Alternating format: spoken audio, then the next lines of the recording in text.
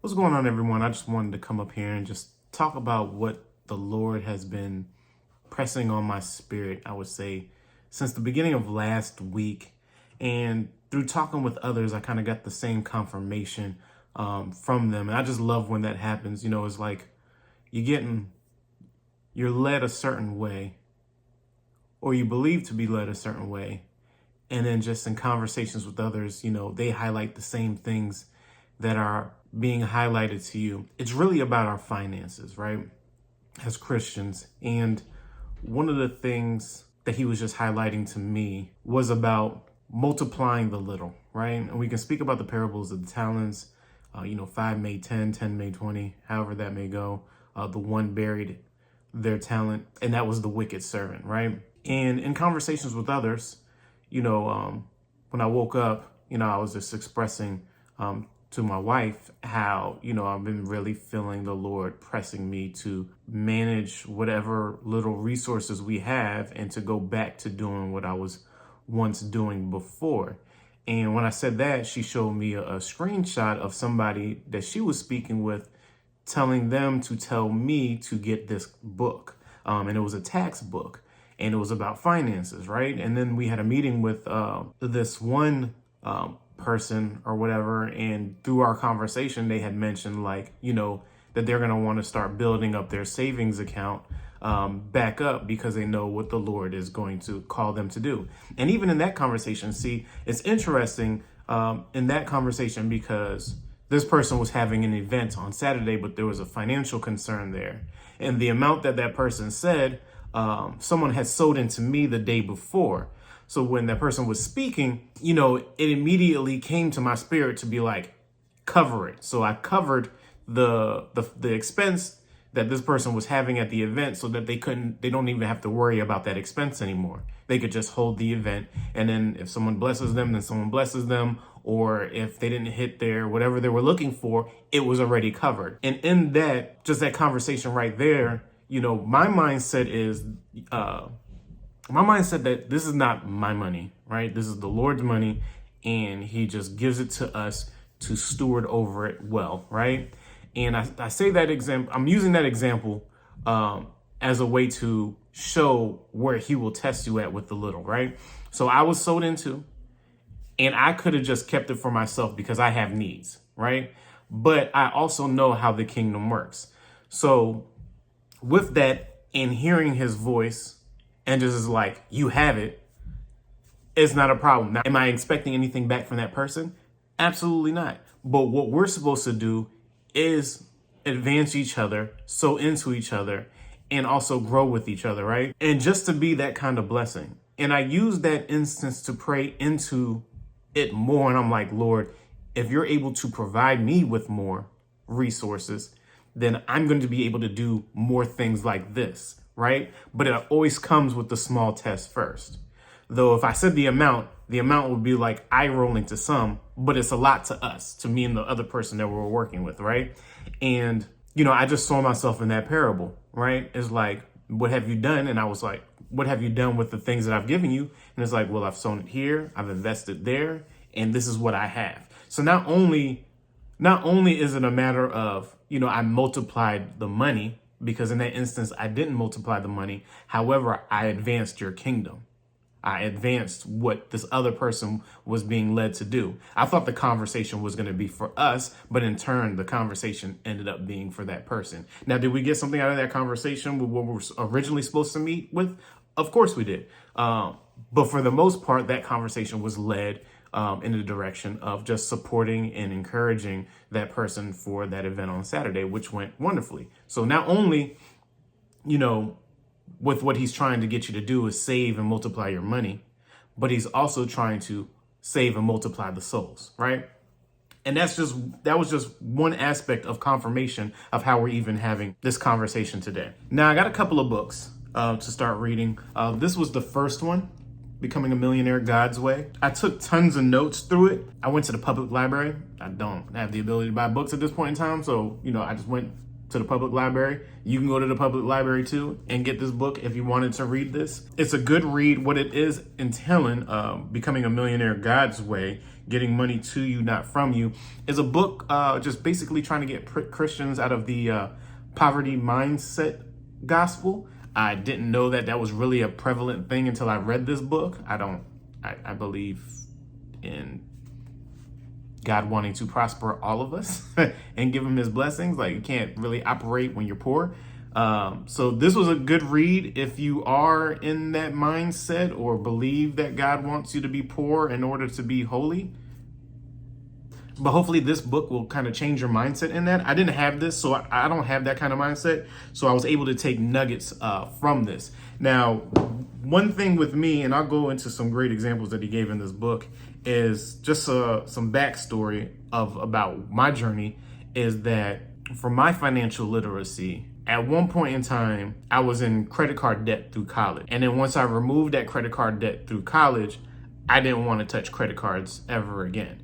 But I had an incident in 2019 where I was working for this company, and this was my first, I would say, real career job where I was actually able to travel.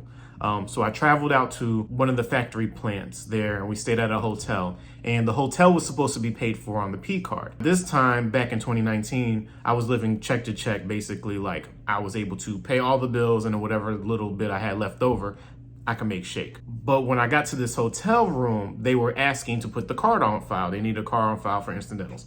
So I gave them my debit card. When checking out of that hotel, they charged the whole entire stay instead of charging it on the P card, which was where it was reserved. So now when that happened, it put us in a hole because we had zero money in the account. And this is when, like, my son was younger, and like we didn't have any money at all after that. And it's like, man, I'm not gonna be back for another couple of days. Like, what's gonna happen? What is she gonna do without any money? And luckily, when I got back, I was able to do my expenses, and then they reimburse you the next day and it shows up. So it wasn't that long of a time where I was without funds, but that made me think about the situation at hand because I was gonna start traveling a lot more. And then it was a light bulb that I needed to be like, man, I need to start paying attention to the money that I have. And this is well before Christ entered my life. So I started looking back into credit cards because I noticed the gentleman that I was with, he used American Airlines Advantage credit card to put the expenses on his travel, his hotel stay, and all that stuff. So when I saw him do that, I was like, all right, I'm gonna start looking into credit cards and stuff, because I spent like a whole hour on the phone with the bank trying to figure out how to get this money back and put this stuff on the P card with the hotel. It was a complete mess. Nobody could help. Nobody could do nothing about it. So when I got back, I just started, of course, I dove on YouTube and I just started typing up credit cards, best ones to get, stuff like that. And I realized that now credit cards are operating where you get points and rewards and a whole bunch of other stuff. So man, I just started signing up for credit cards. And then I started diving in deeper into credit cards, and then went from credit card point pulling from here and there to, then I started looking at investing. So then I was doing stocks and savings, and then crypto. And then I started doing all this crypto stuff. So man, at this point in time, back in 2019, from like 2019 to like 2021, the way that I had myself planned out in life was I was going to be a complete financial guru. And I just thought I was. I've had about 11 credit cards. One was for gas, one for groceries, one was for shopping. Like, I had everything planned out where we utilized those points too, in a certain way. And it came to a point where I started looking at the credit cards like that was my available cash. So it was like, man, I really have like $100,000 worth of debt. Like, I am really worth $100,000. So what I would do then was the cash that I would get in, I would use to pay on my credit cards, and then invest everything else. Like, I would set stuff aside straight into stocks and crypto, and that's where my money was sitting, because in my plan, in my eyes, by the time 2024, 2025 hit, I was going to ride this wave on up and I should be a billionaire by now, right? Which is far from the case. But I say all that to say that if you needed to ask me for like $100 or $200, I didn't have the cash to give it. I would have to sell something in order to give it. And I would be like, well, give me a couple of days and I'll get it. but I always had credit, right? When you have that kind of mentality, like your credit is your income and your value, you start to compromise a little bit. And what I mean by compromise it a little bit is like, all right, well, I have $11,000 on this credit card. I can go ahead and put it on the trip and I can buy some stuff and I'll just pay that one down. So I'll stop investing a little bit over here and I'll just start chipping away at that one. And then an emergency happens, right? And when an emergency happens, then it's like, well, I have this card. I could just swipe this card. And I was doing like the cash back, all that stuff. So I was just really thinking that I was into all that. And then I would say around 2021, I finally landed my dream job, is what I thought. It was like literally my dream position is what I was really looking for. I was looking for the title. And I was doing that, and I was getting even more money than I was before. And I was doubling down on these investments. And then, in 2021 in January, Jesus entered our lives. And I would say maybe in March, I was in church one day and I heard the Lord say on Monday, when you go into work, you're going to put your name and your number on your signature and you're going to make yourself available for everyone. So at the time, as a lead where I was working at, I was just delegating tasks. Like I would put myself on Do Not Disturb because my team was right there. If they wanted to talk to me, they'll see that I'm there. They'll just send me a Teams message or they'll just look over their computer and speak to me. But when it came to our supporting customers, I wasn't available. It was just like, everybody would email, call, ping, text, Teams message me. And I just stopped. I was like, look, we got text. Hey, can you contact this person? Hey, can you contact that person? And that's how I was delegating it out until I heard the Lord say that I'm going to make myself available to everybody. So I went in on Monday. When I got into work, the first thing I did was I opened my signature and I put my phone number in there. And I took myself off of Do Not Disturb and I was just green. And of course, people were contacting me and I just answered everybody. I didn't delegate nothing. I didn't send anything out. None of that stuff. Because what I would do was that if my technicians were stuck on a project for too long, then I would just take it. I'd be like, all right, you've been working on that for too long. Throw it over my fence. I'll take it from here. And that's pretty much how I was doing it because I was so into just reading the Bible at work and listening to Pastor Kevin L.A.U. and teachings at work. That's all I would do all day at work was read the Bible and listen to those teachings and take notes at the same time. So it looked like I was really hard at work, but I was really hard at work in the Bible. I would answer everybody's requests. I was going to desk. I was doing all the things. I was even doing the little stuff that, I really didn't need to do. And I was just making it work. And then 2 days later on Wednesday, I get a call from my manager and he was on vacation at this point in time. So when he called me on my phone. And I was like, hey, what's going on? And he's like, hey, man, how's everything going there? And I was like, it's great. Now, my manager, he was managing out of California. And I thought that something happened because he was calling me on his vacation. So I'm like, everything good? He's like, yeah, everything is great. He just spoke to his manager, which is over all of us. And he was like that. He just said this couldn't wait. It couldn't wait for me to get back. That you're going to get a pay raise. So not only did I do what the Lord told me to do on a Monday, now 2 days later, after making myself available, he's over here praising me for how great of a job that I've been doing this whole entire time, how amazing I've been since working there, this, that, and the third. And he literally gave me a $10,000 raise while on vacation. It could not wait. And I was going to see that on my Friday paycheck. He was like, my manager said that this can't wait for me to get back. It has to happen now. They want to back pay you for this. The paperwork has been put through. You're going to get a $10,000 raise. You'll see it on Friday. I said, well, sir, thank you very much. That is amazing, right? And it was in that moment where it was just like, man, like this was me learning Christ. So I was learning to be obedient with the things that I was hearing or was being placed on my spirit and really just doing it out of obedience because they're not my thoughts. There wasn't something, I was just in the middle of church and then that hits you in the side of your head and it's like, where did that come from? So in that, I was thinking like, man, I'll be able to double down on more investments. So I started investing even heavier with the extra income that I was making. At this point in time, me and my wife were making the most money we've ever made just in our careers in general. And I would say a month or so later, he told me to stop investing in everything. So I stopped investing in everything. With all the extra money that I was throwing away, I just doubled that down into paying off all the credit card debt that we had accrued through my genius idea of financial freedom. It was probably 3 months after that where Voyager froze all of our assets because they were now going into bankruptcy. All the crypto exchanges were just crashing down, pretty much lost almost all of my money. They put something through where I got maybe 10% of it back, like this past summer. So that was a thank you to the Lord that, had I not have done that, I would have been so heavily involved in investing that when the crash did happen, it didn't really do anything. It didn't do anything to me because I already stopped investing in crypto, in stocks, in the market in general. So when that happened, I kind of laughed, but at the same time, I was kind of upset because I never took the money out. I didn't cash out on anything because I was a hodl type of person. I was gonna hold it until it was time for me to retire in Mexico, right?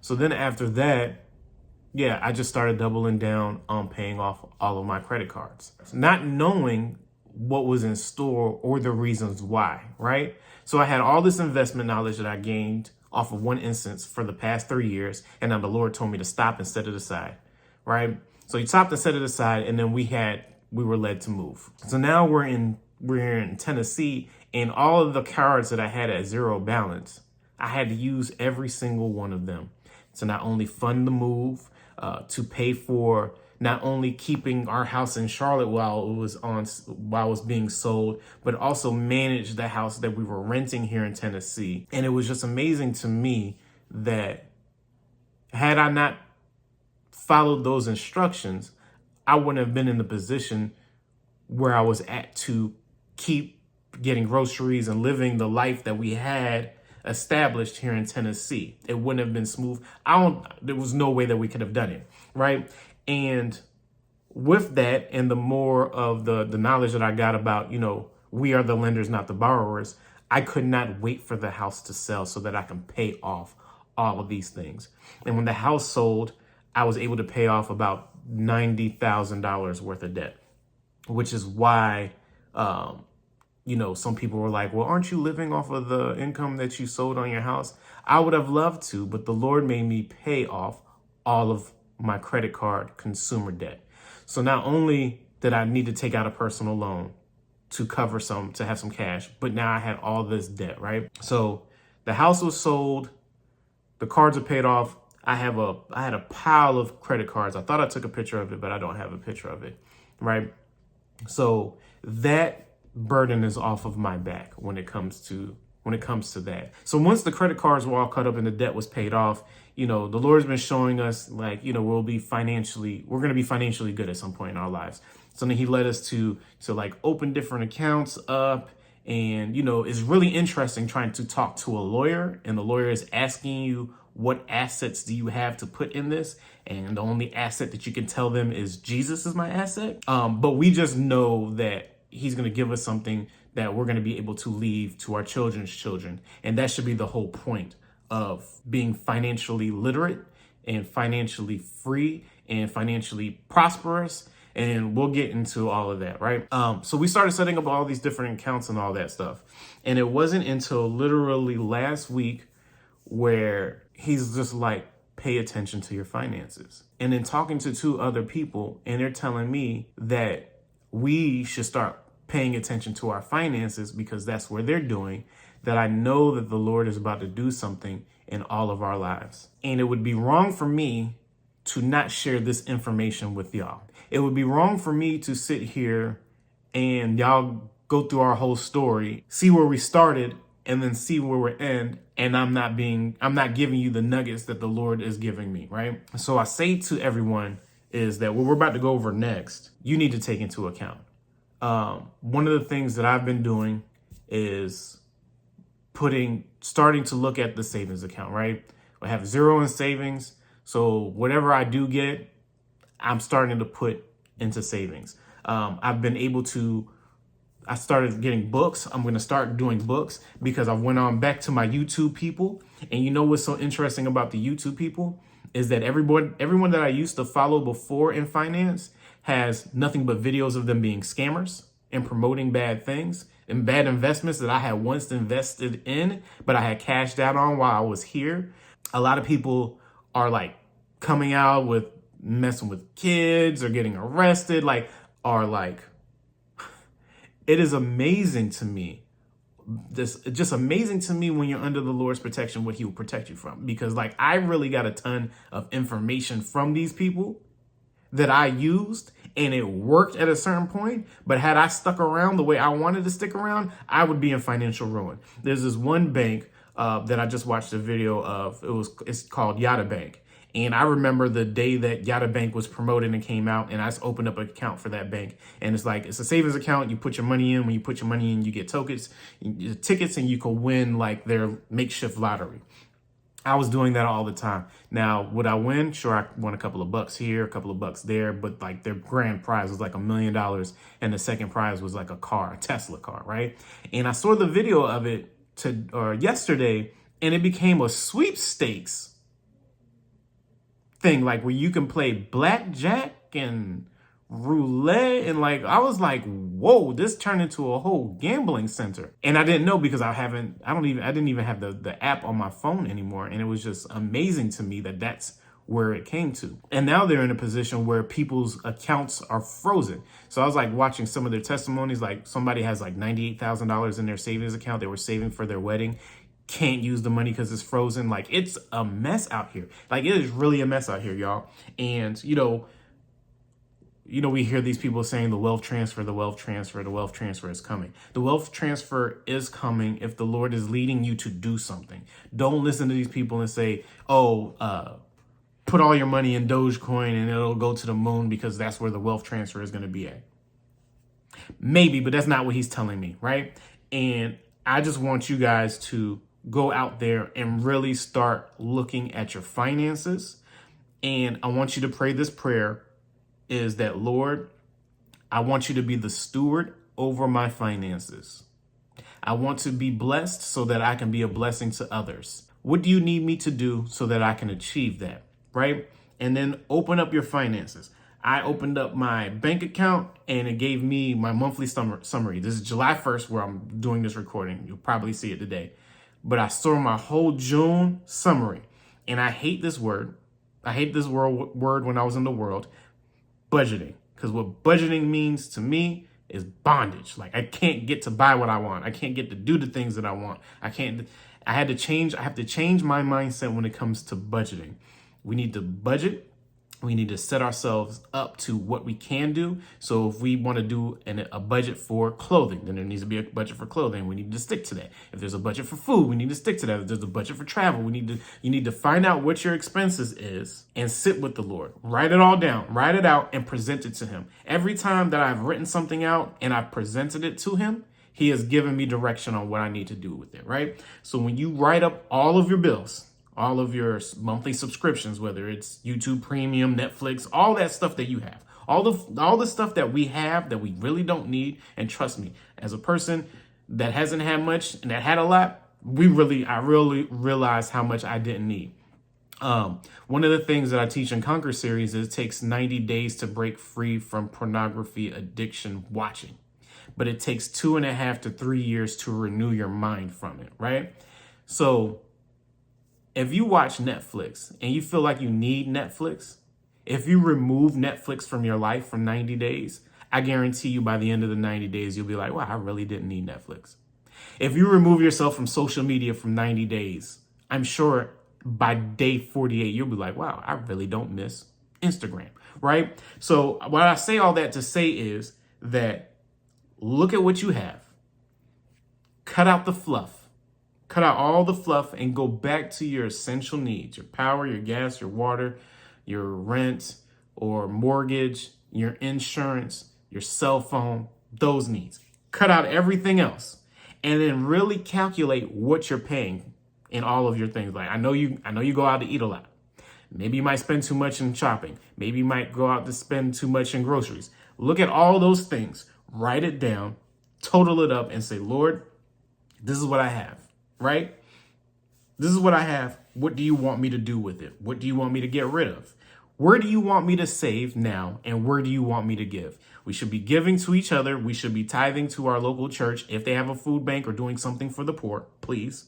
Right? Or if you go there and you're getting fed spiritually by that church, then you should tithe. Now, I'm not going to sit here and tell you that you need to do 10% because I'm a believer in both I believe in all of the Bible. I believe in the Old Testament and the New Testament. I don't believe in just, one or the other. What I believe is what Jesus made amendments to, then that's what we follow. If he didn't make an amendment to it, then we're going to stick to whatever it says in the Old Testament, right? So if that's 10%, then give your 10%, and everything above that is you giving offerings. It's you're being a cheerful giver, right?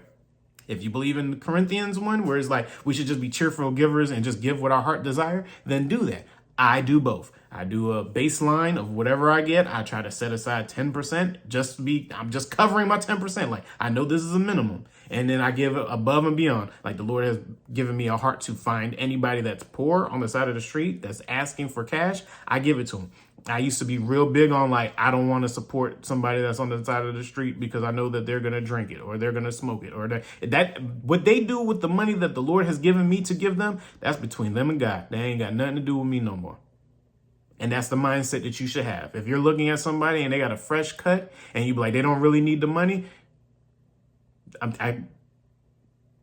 that should not even be a thought. Just give them the money. This is God's money. There was a time where we did, it's called Wow Jams. And we was in the park. And there was probably like 500 people in the park. And they were giving away free haircuts.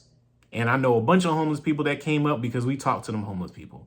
And we found out where they're living at. And we brought them water and supplies and stuff. You would be surprised that they need supplies and not money. They were asking for trash bags so that they can clean up their campsite. They didn't ask me for $100. They asked for trash bags, rakes, water, things that don't go bad because they don't have refrigerators. This is what we should be doing with our money. Set some aside for us, invest in ourselves so that our children's children are good and that we are set in retirement. Everything else that we have over, that he's given us more of, you help out your ministries, you help out your churches, you help out the food banks, you help out the clothing drives, you help out the people that are asking for money on the side of the street. Some people that I have a conversation with on the side of the street, they're just trying to get to a destination. I pulled my car over, parked, got out, walked up to them. He was trying to get to New York. And he was like, the money that I do get, I can't save it because I need to eat. Now, had I had enough money at the time, I could have been like, all right, well, where are you trying to go? If you were serious about doing this, meet me here and I can get you tickets and we can get you gone. Then you will really find out if they were being truthful or not, right? And that's just the mindset that the Lord has given me. The Lord has given me and my wife a heart for those that are in need. So in those examples right there, right, he's going to continue to bless you so you can be a blessing to others. We just need to be able to steward it well. That whole 10% example should be the other way around. It's 100% his money. And we should just be taking our own 10% from his money. It's like all his money. He's providing it to us. We're supposed to steward over this, right? So a couple of nuggets, because I don't want to make this too long. Like I said, you don't want to buy the book.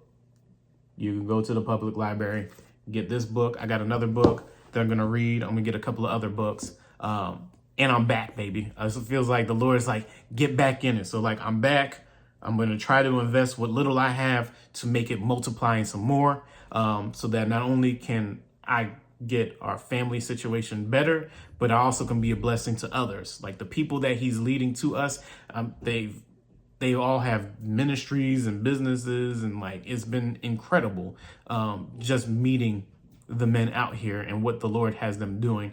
And had I personally been in a better situation, then I can help all these other people grow. That's my goal, right? But I say all that to say just a few nuggets from this, right? Some of the strategies for investing that he had pointed out was look for the least expensive house in the most expensive neighborhood you can afford. This is for like rental properties, right? 2, buy a home early in the production process, meaning like if you're able to get yourself a house in a new housing development, is the best entryway, because once that community is completed, then the value will go up. So when you sell your house, the equity from your house, you'll be able to cash and pocket it. Improve the house gradually over time, and then plan to sell within 4 to 5 years.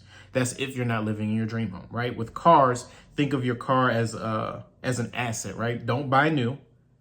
And then look for one that can be cleaned up and resold. That was one of his strategies on how he was able to make money while he was trying to grow money for his ministry, was he would find old cars. The Lord led him to find old cars, get them working, and then flip them. And that's how he was able to increase his wealth.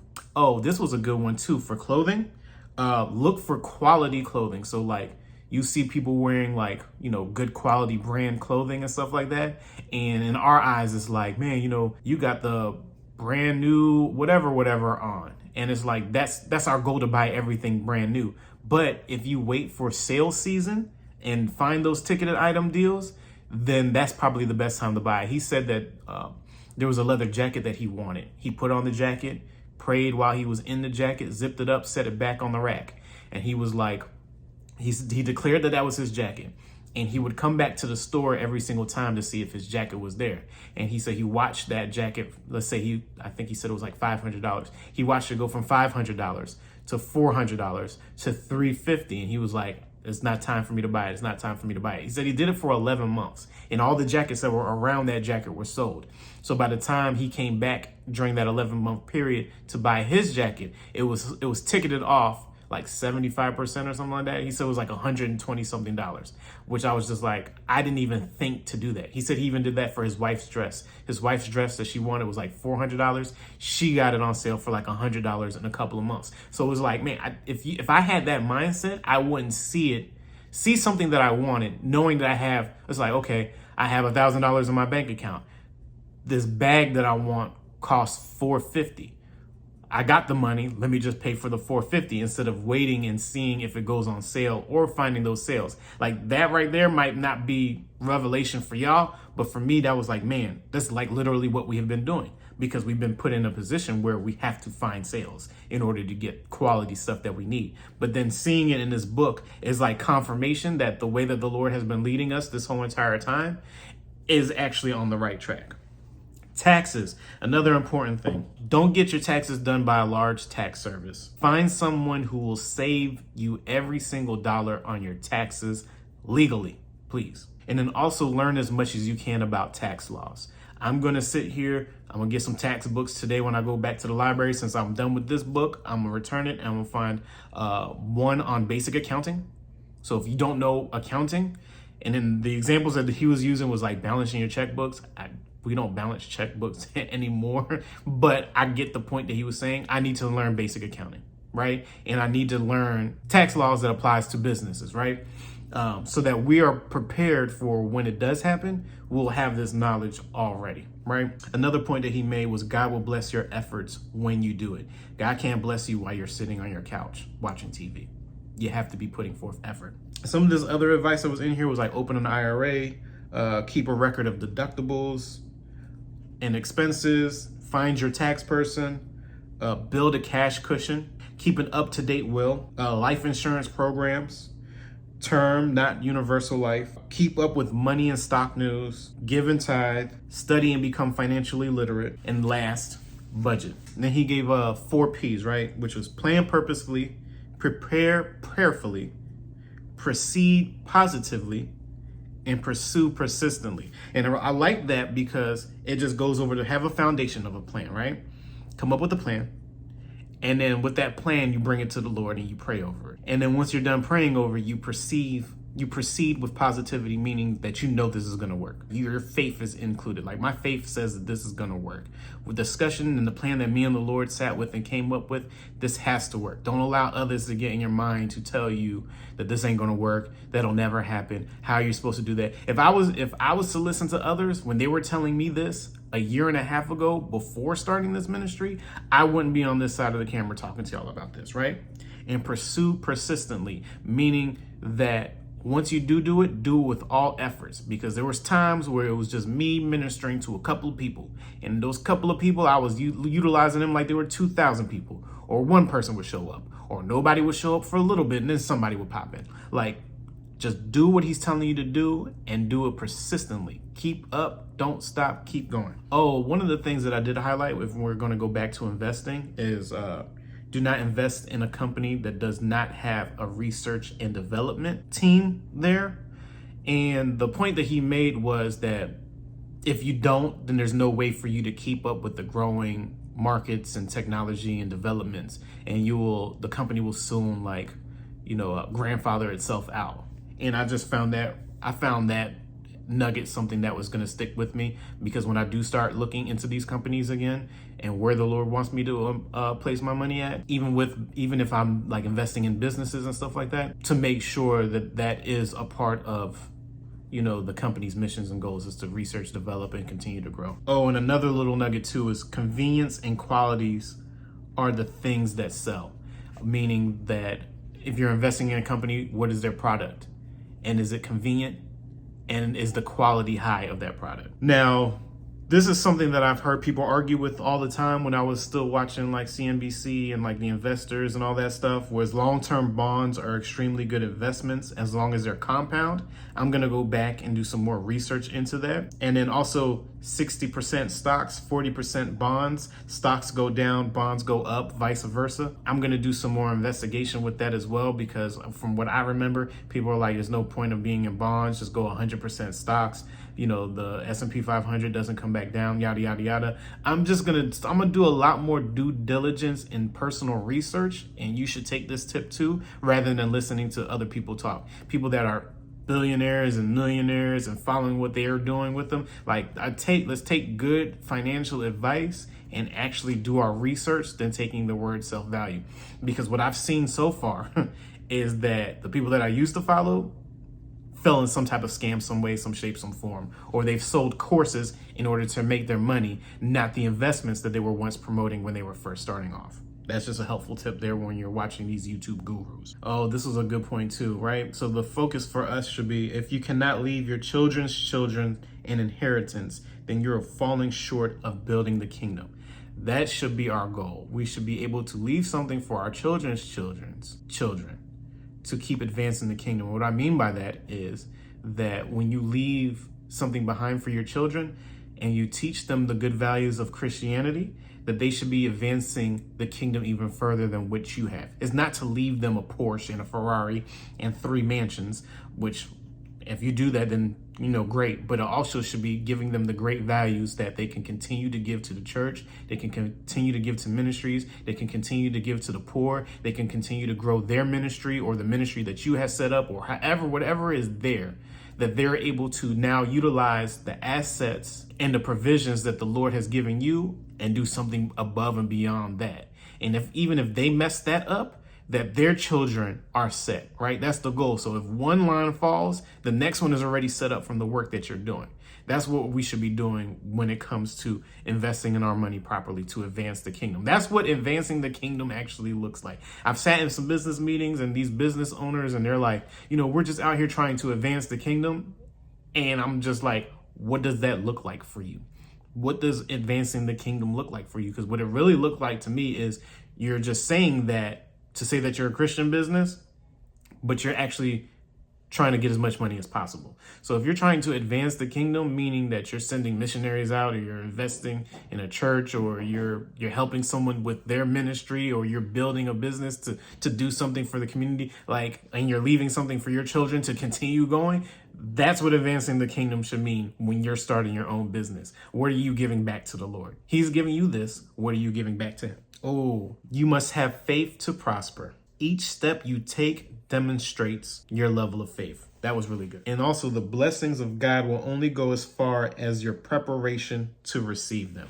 There was so many little one-liner jewels that I had to write down in here. And then throughout the rest of the book, like I said, it was like maybe 80% trying to get the church out of the poverty mindset, and just showing how Jesus was actually prosperous and rich in different ways. And like the disciples, they had their own businesses. They were financially set and they dropped everything to follow Jesus. So he was like, basically saying Jesus wasn't broke, and the people that followed him weren't broke either. And that's how they were able to manage the ministry. He made the point where he was like that poor people don't have a treasurer.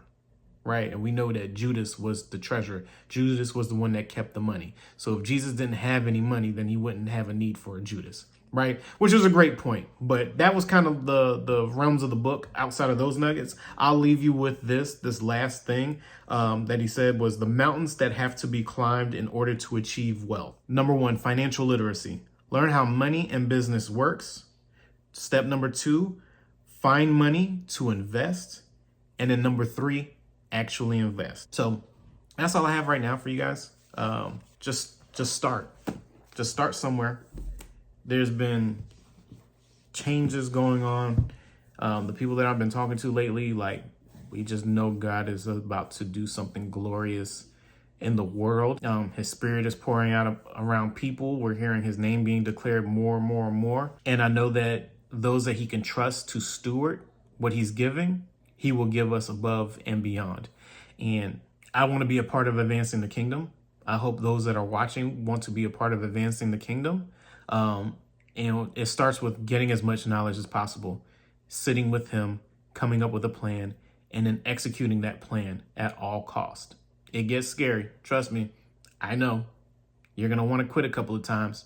Don't. And keep walking in faith and obedience. What he says, he's a keeper of his word. One dream that I had that I will share with you guys was that I was staring at a mountain. And when I was staring at a mountain, I saw what looked to be human statues. Some were at the bottom, some were going around, some were right at the top, but didn't quite make it to the top. As I was standing pretty much staring at this mountain, I saw people like frozen like this.